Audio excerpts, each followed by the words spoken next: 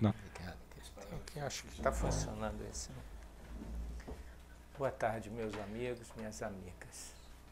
Antes de mais nada, inspirado no preparo, um bom ano para todos nós. Mas se por acaso o ano não for muito bom, não se preocupem, porque temos 2020 e devemos alimentar a esperança. E se 2020 também não foi bom, vamos lembrar de Leon Denis, que nos diz que nós, espíritas, devemos ser regidos pela esperança dos séculos. É o que ele fala nos seus livros. Muito bem. O espírita, ele transpira uma ideia que é uma ideia central do espiritismo, que é o seu próprio progresso. E o nosso tema de hoje trata dessa questão, que numa parte apenas do Livro dos Espíritos está na segunda parte, nas questões 114 a 127, um título Progressão dos Espíritos. E aí cabe uma primeira colocação a respeito do entendimento de progressão e do entendimento de espíritos. Começando pelos espíritos, a gente poderia, como espíritas, ou mesmo sem ser espírita, mas acreditando na pluralidade das existências, a gente poderia perguntar, mas é o progresso enquanto estamos encarnados ou desencarnados que ele se refere? A ambos. O progresso se dá em ambas as condições de vida conhecidas pelo espírito. Na sua condição encarnado ou desencarnado, ele progride. E as questões do nosso estudo se referem a ambas as condições. E progressão, o que ele quer dizer com progressão? Qual é a ideia de progressão dentro da doutrina espírita? É o desenvolvimento do espírito nos seus aspectos intelectuais e morais. Não se refere a outra coisa a não ser a esse aspecto do entendimento da ideia de progressão ou de progresso. Não se fala de progresso no sentido material nessas questões e nem na ideia central de progresso do Livro dos Espíritos, do próprio Espiritismo. Progresso se refere ao progresso intelectual e cabe também um esclarecimento do que é o entendimento espírita de progresso intelectual. Não é a aquisição de cultura, de erudição, de desenvolvimento da inteligência, ainda que dependemos da nossa faculdade para inteligir exatamente o que nos interessa deduzir, discernir a respeito das questões da vida, conforme nós vamos passando os dias, os meses e os anos e as próprias vidas sucessivas. Leon Denis diz que a ideia do progresso não é o significado da vida, é o significado de todas as vidas. É muito abusada a doutrina espírita, não é? Ela nos traz não apenas o significado da nossa vida atual, mas de todas as nossas vidas. E isso é o que entendemos da questão 115 para começarmos a entrar dentro do aspecto do nosso estudo. Perdoe que eu pulei o que eu iria deduzir. Que progresso intelectual a doutrina espírita se refere? Se refere ao discernimento a respeito do que convém e não convém para o desenvolvimento do espírito. O que pode ser colocado ainda com a pendência de esclarecimentos, porque a gente nunca para de esclarecer o significado das coisas para um real entendimento do que os espíritos querem dizer. Mas nós podemos simplificar da seguinte forma como está no Livro dos Espíritos: discernimento entre o bem e o mal. E para isso nós precisamos de definir o que é o bem e o que é o mal, e logo depois de ler a questão 115, que mostra exatamente essa ideia que eu estou colocando para vocês, nós vamos na questão 630 para fazer essa definição do que os espíritos chamam que é o bem e o mal. A questão 115, só essa questão dá um estudo de um ano inteiro sobre ela. Kardec pergunta aos espíritos: entre os espíritos, alguns foram criados bons e outros maus? Essa pergunta é muito importante, porque a gente tende a ter uma ideia de que existem pessoas de natureza boa e outras pessoas de natureza ruim. É engano nosso quando a gente assevera esse tipo de afirmação, porque a natureza de todas é igual. E a resposta que os espíritos colocam é: Deus criou todos os espíritos simples e ignorantes, ou seja, a nossa natureza é a mesma. Nós fomos criados da mesma forma, mas com características que vamos desenvolvendo e formando individualidades que são únicas. Ou seja, nós somos criados da mesma forma, mas nos desenvolvemos com características próprias, peculiares. Cada um de nós é um indivíduo ímpar. Aí ele fala algo que não vou entrar na discussão, porque eu nunca passo dessa questão 115 pela quantidade de pensamentos em profusão que ela desperta na gente. Olha só o que falam os espíritos a seguir. A cada um deu uma missão. Olha só que curioso. Vamos passar. Com o fim de esclarecê-los e de os fazer chegar progressivamente à perfeição. Então, o progresso dos espíritos tem essa finalidade, de aperfeiçoamento dos espíritos. Já está aí colocado o objetivo das questões dessa parte do Livro dos Espíritos. Com o fim de os fazer chegar progressivamente à perfeição, vírgula, pelo conhecimento da verdade. Outra discussão muito grande a ser feita. Mas olha que beleza. Verdade, vírgula, para aproximá-los de si. Então você se aperfeiçoa pelo conhecimento da verdade para se aproximar do Criador.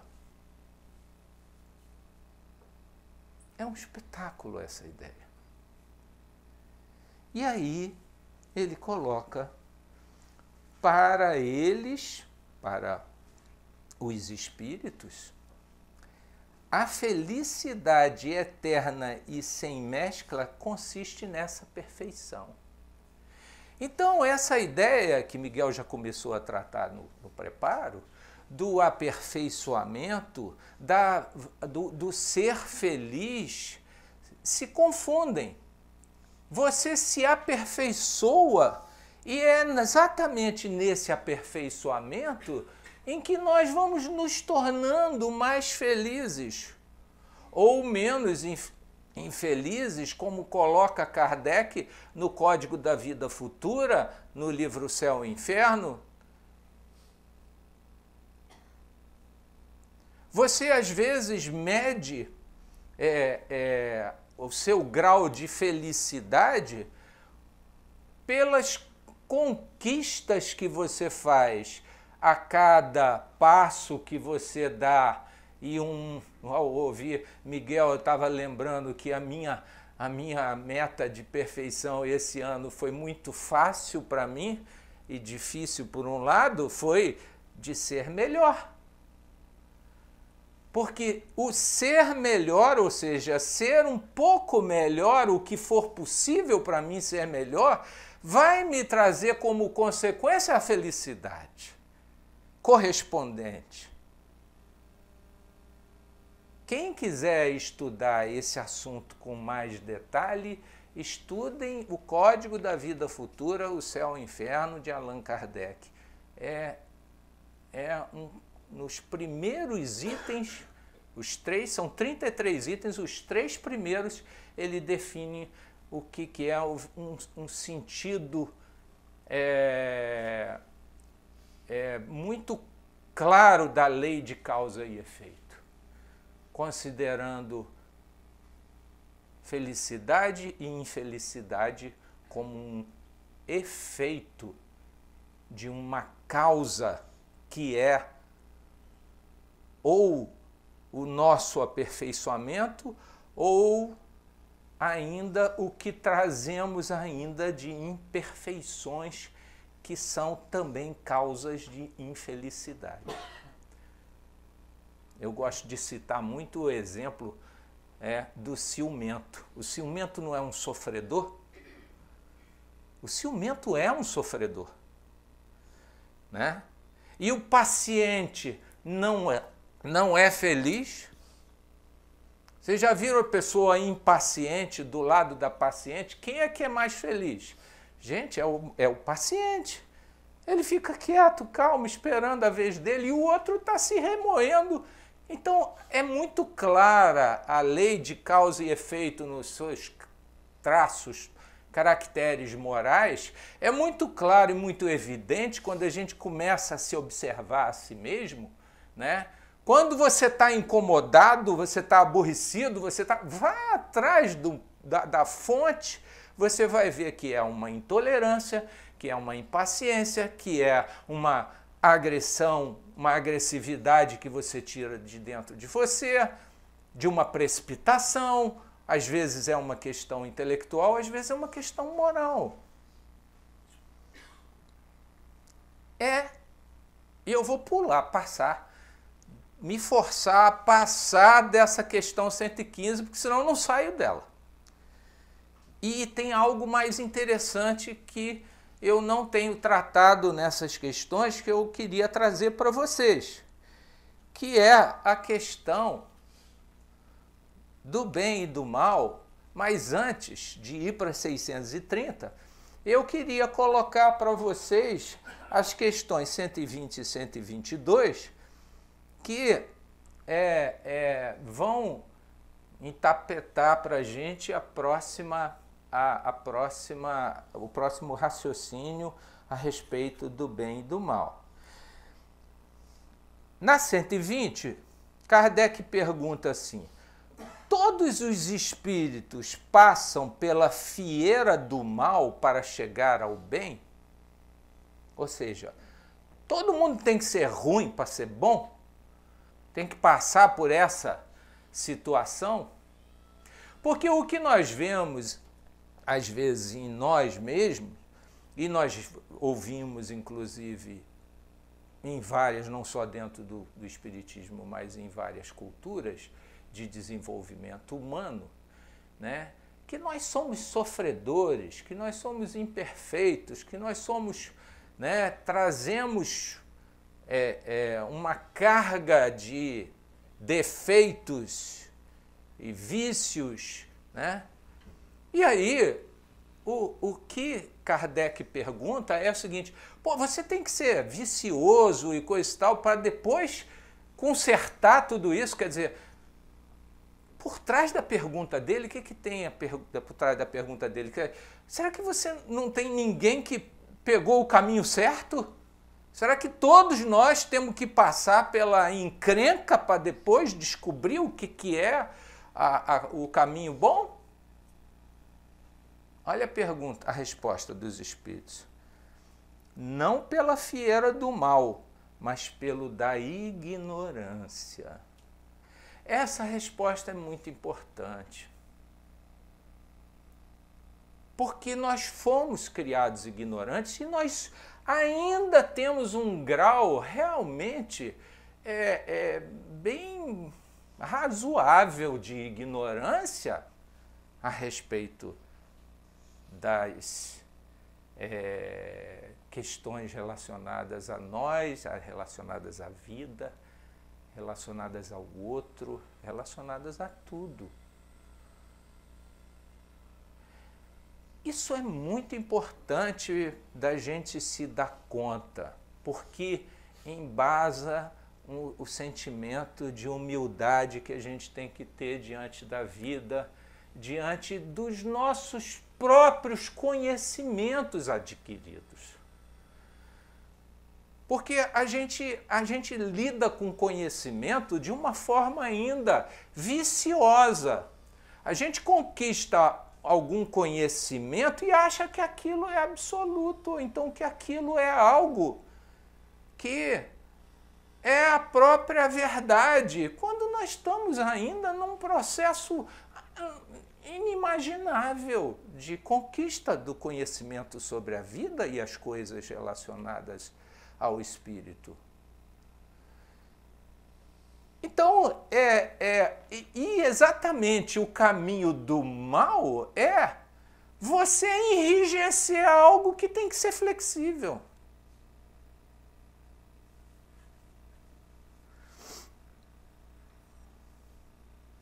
Aí ele pergunta, por que então alguns seguiram o caminho do bem e outros o do mal?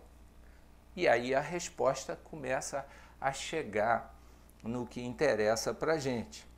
E aí eles respondem assim, não têm eles o livre-arbítrio? Essa é uma discussão a do entendimento do livre-arbítrio. Nossa, isso é muito complexo para a gente. Muito complexo a discussão do livre-arbítrio, né? Quem é que é realmente livre para arbitrar as suas escolhas? Quem é realmente livre para fazer as escolhas de consciência e conhecimento de todos os aspectos, sem influência de ninguém, ou de nada, ou da sociedade, ou da cultura que você foi, da educação que você teve, e por aí vai. Quantas coisas, quantos fatores de influência intervêm nas nossas escolhas? Quantos fatores existem? Infinitos. Então, a questão do livre-arbítrio entre o bem e o mal que nos desafia a cada dia é algo complexo de você saber até que ponto você está livremente arbitrando uma escolha, fazendo uma escolha. Mas o fato é que nós devemos sempre fazer esse questionamento, porque a questão central nesse tema, progresso, isso é importante para quem é pai, para quem é educador. Essa ideia do progresso, seja dos seus filhos, dos seus netos, seja daquele que você é responsável por educar, a ideia do livre-arbítrio é fundamental na ideia da progressão dos espíritos. Porque nós só progredimos quando, apesar de termos as influências infinitas sobre nós, a gente tomar a decisão. A gente, de fato, decidir por nós mesmos, ainda que sejamos inconscientemente condicionados de uma forma ou de outra. Por quê? Porque só assim nós vamos nos colocar sobre a carga da nossa experiência as decisões que tomamos. Porque se eu faço o que o Edson fala para eu fazer e faço, de quem é a responsabilidade? É sua. Não é minha. A minha é a de seguir. Então, essa é uma questão importantíssima como primeiro ponto. E eu vou lá na questão 609 para vocês, porque senão a gente também não acaba porque essa conversa ela não tem fim. Não tem fim esse estudo.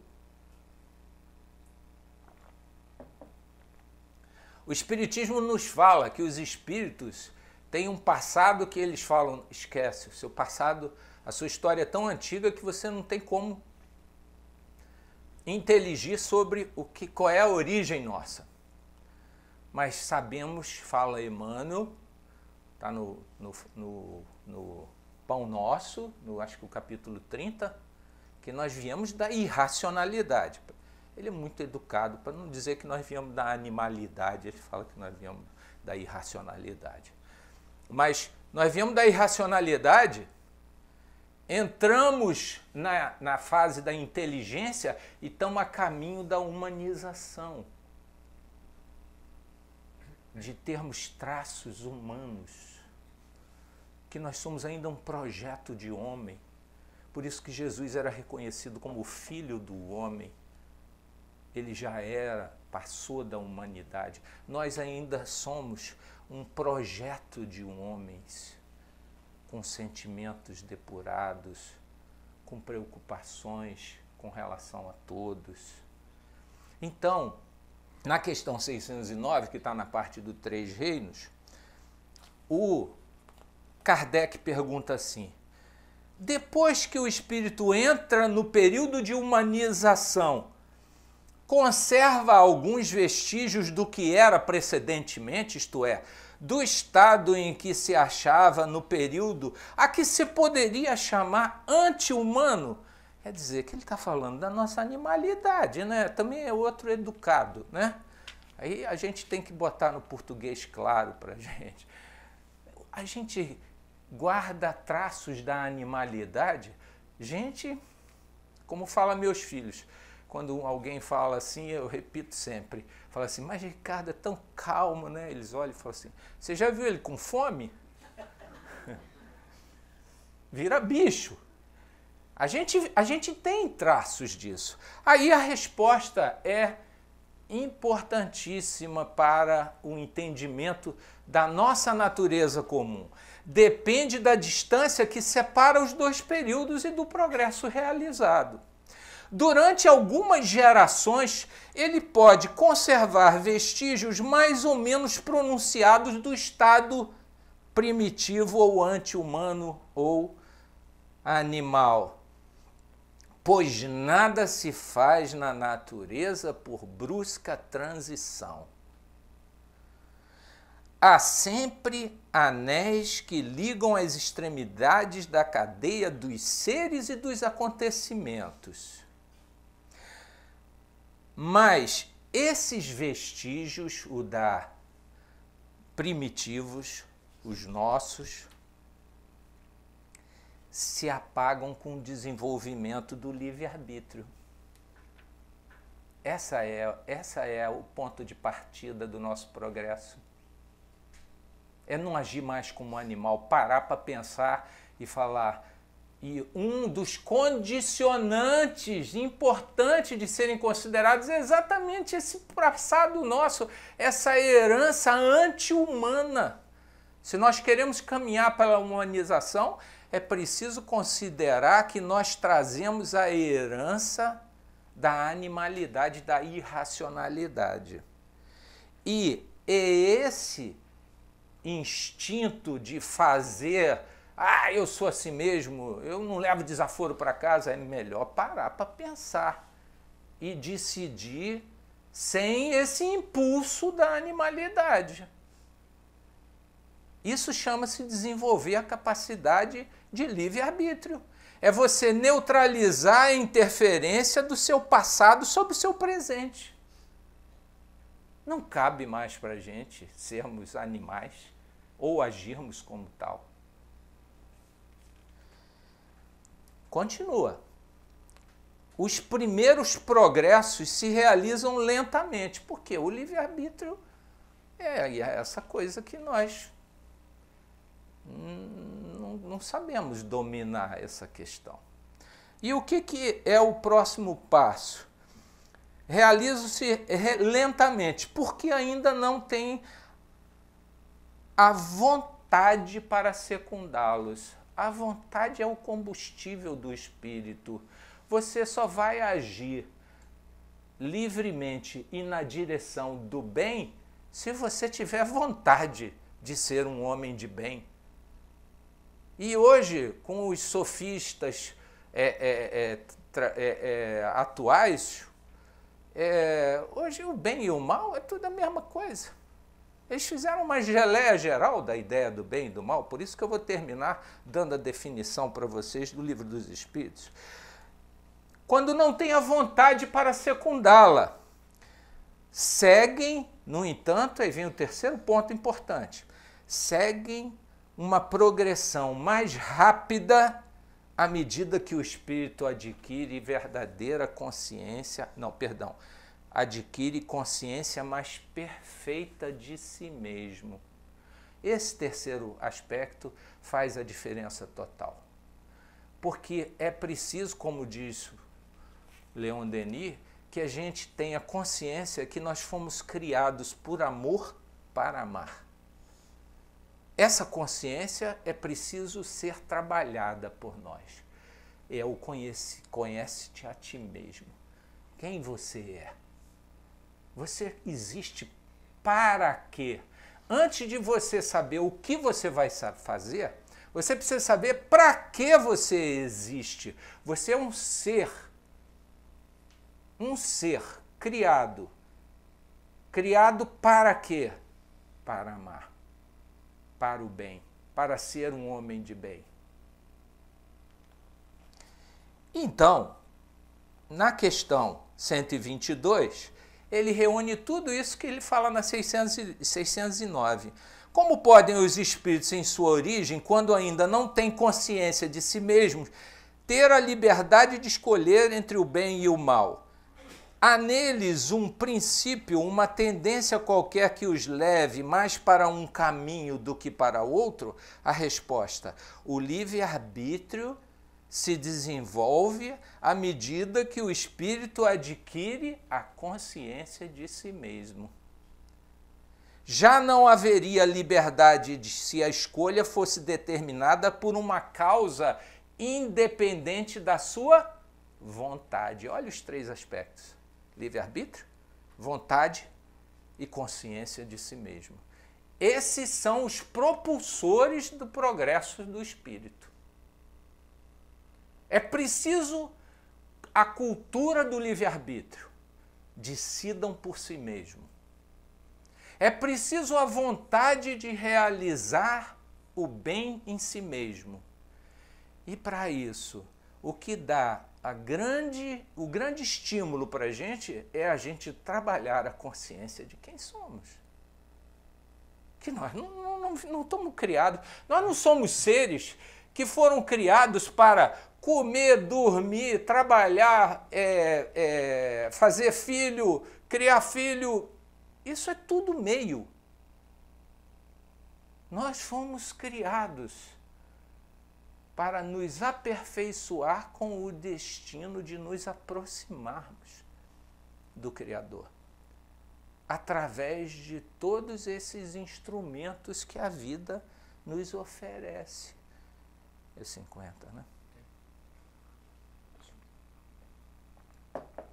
Tenho 10 minutinhos para a gente falar do bem e do mal, conforme a doutrina espírita coloca na terceira parte.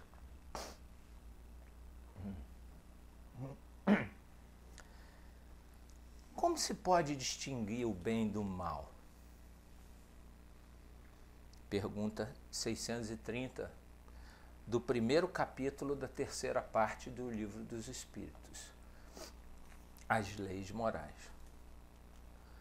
Eu não conheço nada mais simples na definição, mas, por outro lado, mais difícil no seu desenvolvimento do entendimento. O bem é tudo o que é conforme a lei de Deus. E o mal é tudo o que dela se afasta. Assim, fazer o bem é proceder de acordo com as leis de Deus. Fazer o mal é infringir as leis de Deus. Não tem nada mais simples. Só que aí Kardec começa a complicar, né? Para os espíritos. Por estar sujeito, a questão 632, por estar sujeito ao erro, o homem não pode enganar-se na apreciação do bem e do mal e crer que faz o bem quando na realidade faz o mal? É a pergunta que a gente gostaria de fazer. E os espíritos não complicam. Os espíritos respondem novamente com simplicidade de entendimento. Jesus vos disse: vede o que gostaria que vos fizessem ou não vos fizessem. Tudo se resume nisso. E, de fato, seja qual for a situação onde nós temos que usar do nosso livre-arbítrio para seguir a receita de progressão, de aperfeiçoamento, que é livre-arbítrio, vontade de fazer o bem e consciência de si mesmo. Para que você existe? Para que você foi criado? Aí, então, a gente está numa situação hipotética amanhã. Bom, eu vou decidir, eu não vou ser influenciado por nada, eu vou estar firme, consciente nesse momento de quem eu sou e eu quero ser um homem de bem. Ok, pá, olha a situação difícil, caramba, como é que eu faço? Ok. Se reverte a situação, se coloca na situação oposta ao outro, porque isso sempre envolve relações. Não existe um problema moral nosso em que a gente vai resolver ele sozinho, isolado no deserto. É sempre ou com o companheiro e a companheira, ou com os filhos, ou com os condôminos do nosso prédio, ou com o companheiro de trabalho, ou na rua, ou seja lá onde for. Reverte a situação, se coloca na posição do outro. E aí, como que a gente gostaria que agissem conosco nessa situação? Pois é assim que a gente deveria de fazer. Se vamos fazer ou não, é outra história. Mas que é simples um exercício simples de fazer, é. Levar adiante, talvez não seja, porque nós temos os vícios, nós temos todas as imperfeições que às vezes nos impede. Nos impede, inclusive, de fazer o exercício simples de se colocar na posição do outro. E para finalizar essa questão do bem e do mal, uma outra questão que é para tratar dessa coisa da geleia geral, que as pessoas tratam ultimamente o bem como o mal como o bem, e eles acham que está tudo certo, é assim mesmo, né? A banalização, né, da ideia do bem e do mal. Como se tudo fosse permitido, né? Pela natureza da vida, pelas leis naturais, pelas leis de Deus. O bem e o mal são absolutos para todos os homens? A lei de Deus é a mesma para todos. Não tem uma lei que é para mim e outra para vocês. Não é uma lei para o rico, outra para o pobre, para o branco, para o amarelo, para o negro. Não existe isso. A lei é uma só.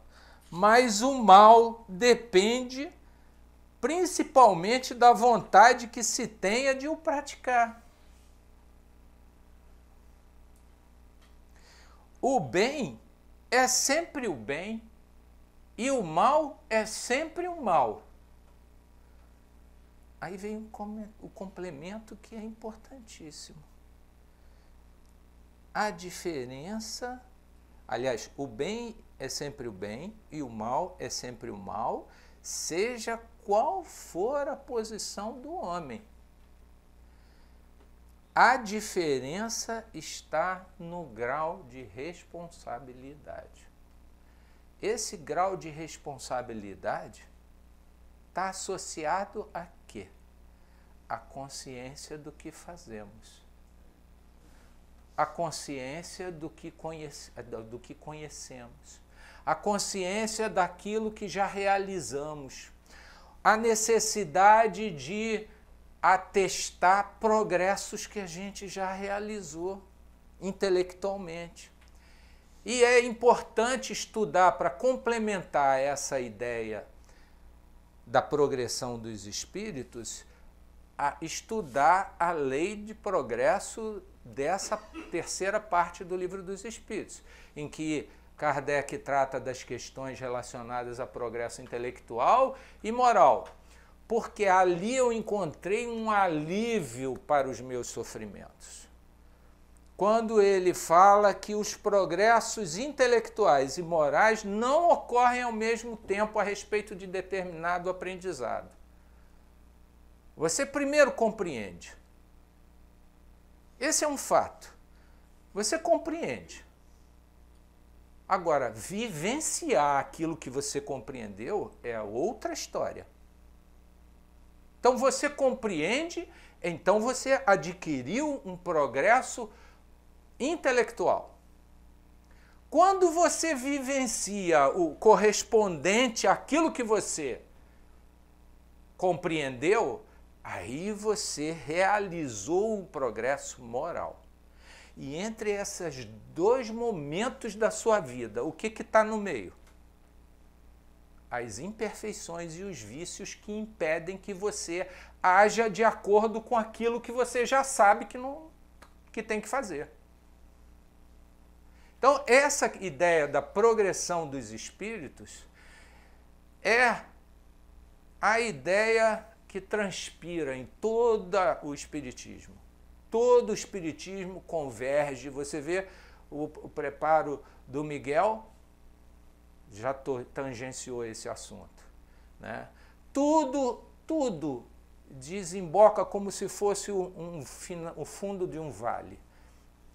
Tudo leva para a ideia de que todas as circunstâncias e os acontecimentos de nossa vida, eles estão relacionados a servir a cada um de nós no propósito de ser um ser melhor a partir daquela experiência. Hoje nós descemos da Rocinha. Mais um dia de experiência riquíssima naquela comunidade. E aí a gente desce e conversa e troca ideia. Nossa, nós ajudamos tanta gente. Hoje foi um dia, né? Depois, primeiro do ano, muita gente, fizemos muita coisa e coisa e tal. Ajudamos a quem? Ajudamos a quem? Ajudamos a combater a dureza dos nossos corações, a frieza ainda que persiste às vezes no nosso espírito. Ajudamos a olhar o outro nos olhos, a perceber a natureza das pessoas e a nossa própria natureza ainda. A dificuldade de se colocar na posição do outro, a dificuldade de servir, E essa dificuldade a gente não vence intelectualmente. A gente tem que vivenciar.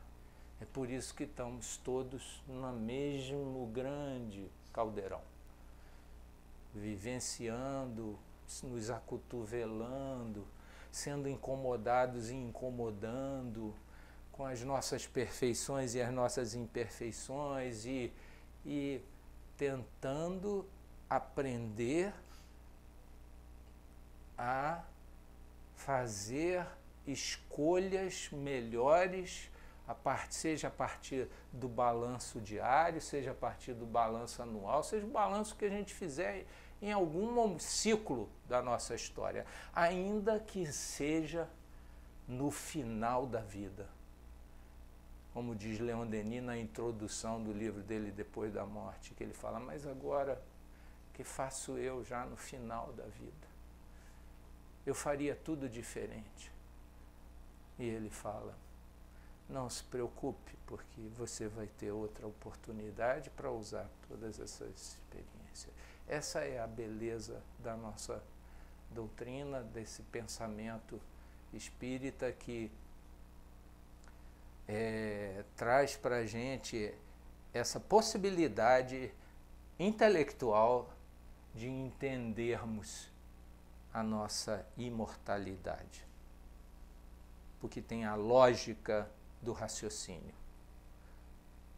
E aí a gente vai adquirir essa percepção só depois, quando pegarmos o bilhete de volta, e aí sim nós vamos acrescentar não apenas a lógica do raciocínio, mas o fato de ter sobrevivido.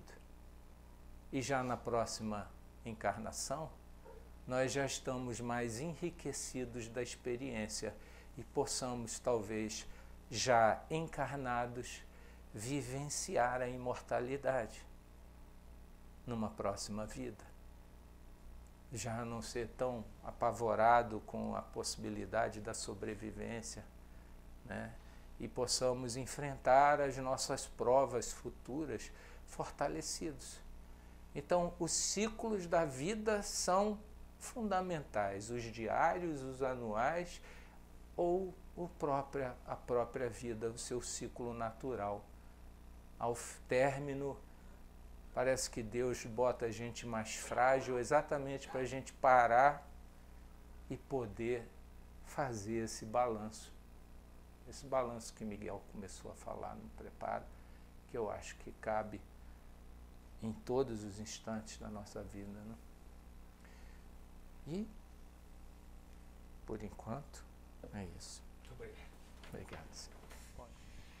Muito obrigado, Ricardo.